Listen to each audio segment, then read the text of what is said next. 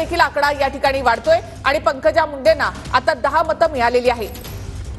तर मिलिंद नार्वेकरांना 17 मतं आहेत, प्रज्ञा सातव यांना 14, योगेश टिळेकर यांनाही 14, तर पंकजा मुंडे यांचा देखील आकडा आता वाढलेला आहे। पंकजा मुंडे यांना 10 मतं मिळालेली आहेत। तर भावना गवळींना 3 आणि कृपाल तुमाने यांना 7 मतं या ठिकाणी मिळालेली आहेत।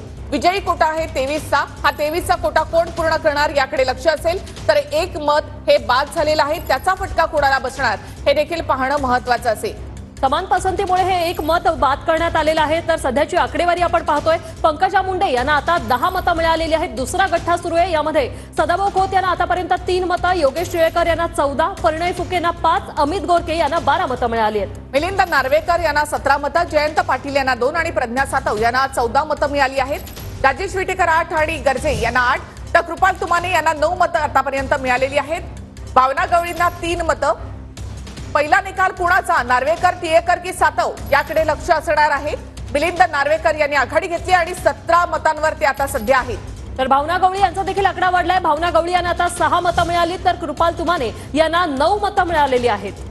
तर कृपाल तुमाने यांना 9 मतं आणि भावना गवळींना 6 मतं मिळाली आहेत। पंकजा मुंडे 10 मतांवर आहेत, सदाभाऊ खोत 3 मतांवर आहेत, तर मिलिंद नार्वेकर 17, जयंत पाटील 2 आणि प्रज्ञा सातव 14 मतांवर। सगळ्यांचं लक्ष विजयी कोटा कोण पूर्ण करणार आहे। 23चा विजयी कोटा आहे, याच्या जवळ सध्या मिलिंद नार्वेकर आहेत। मिलिंद नार्वेकर सगळ्यात आधी हा विजयी कोटा पूर्ण करणार का याकडे लक्ष लागलंय।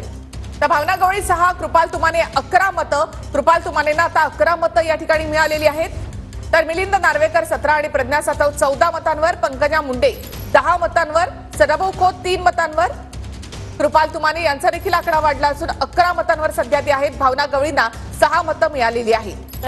राजेश विटेकर यांना 8 मतं, शिवाजीराव गर्जे यांना 8 मतं, मिलिंद नार्वेकर 17 मतं, जयंत पाटील 2 मतं, प्रज्ञा सातव 14 मतं, तर पंकजा मुंडे यांना आतापर्यंत 10 मतं मिळाली। सदाभाऊ खोत यांना मिलिंद नार्वेकर यांना माकपचं 1 मत अधिकचं मिळालेलं आहे।